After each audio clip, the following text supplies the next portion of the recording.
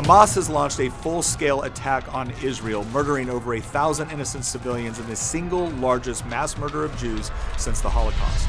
This attack has outraged many nations across the world and has triggered what is likely to be the region's bloodiest conflict in over 50 years. Now, as justification for these attacks, Hamas and Hezbollah, and even some left-wing political activists in the West, have long argued that Israelis are nothing more than colonizers and settlers. And in the wake of the Hamas massacre, several academics in the US and in Europe even cheered on these killings as an act of decolonization. So this begs the question, are Israelis really colonizers that have no relevant claim or justification to have a homeland in the region? Well, in order to consider that, let's conduct a brief review of the history of the area known as the Levant. The first large-scale settlement by the Jewish people began in the Levant during the Bronze Age, roughly around the 13th century BC. This was known as the time of the Judges. This was followed by the unified Israelite kingdom under the kings Saul, David, and finally Solomon, which lasted from 1020 BC to 930 BC. The kingdom was then divided between the two Jewish kingdoms of Israel and Judah. Israel lasted till 720 BC when it was destroyed by the Assyrian Empire, and Judah lasted till 586 BC when it was destroyed by the Babylonian Empire. And from that time till 1948, the territory would be fought over and controlled by several empires, to include the Assyrians, Babylonians, Persians, Romans, Byzantines, the Arab Caliphates, which started around 633 AD, the Crusader kingdoms, back to the Arabs, and then would be conquered and remain under the rule of the Ottoman Empire until its defeat in World War I.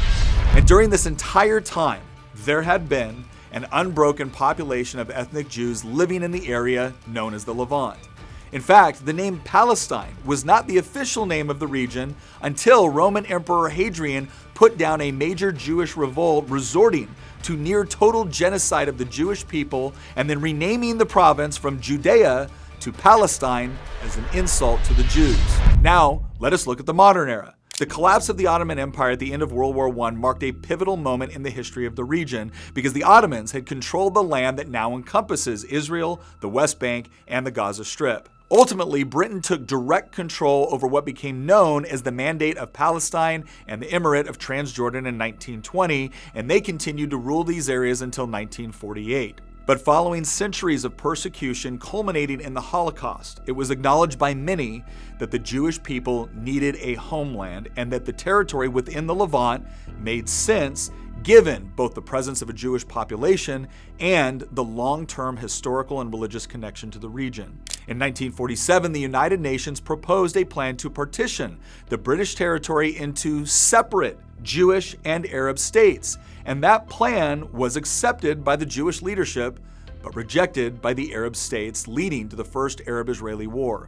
And since then, multiple wars have been fought in 1967, 1973, among many other smaller engagements and conflicts.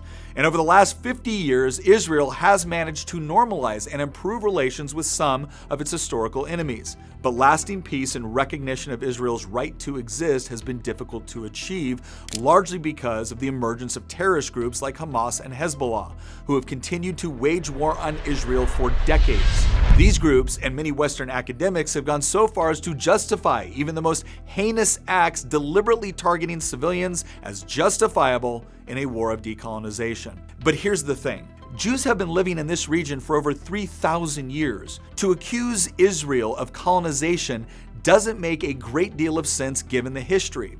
If a Jewish homeland in the Levant is colonization, wouldn't a Palestinian state be one as well? Not to mention that there are already several Arab states in the region, with most of them existing on land that was originally taken through conquest. So look, if the argument is that despite the fact there are several Arab and Muslim states in the region, that the Arab and Muslim populations of the Levant should be able to have their own state, that is an argument that many can understand, and one that Israelis have even agreed to. But if the argument is that Israel as a state has no right to exist and is nothing more than foreign conquerors. I'm sorry, but to believe that requires a lack of understanding of the history of the region, not to mention a pretty intellectually inconsistent view of conquest and colonization. But their overall argument is even worse than that. They are attempting to justify the deliberate murdering, kidnapping, and raping of innocent civilians in order to achieve a political objective. So, ask yourself this. With these sort of false justifications being used to prop up the worst of atrocities,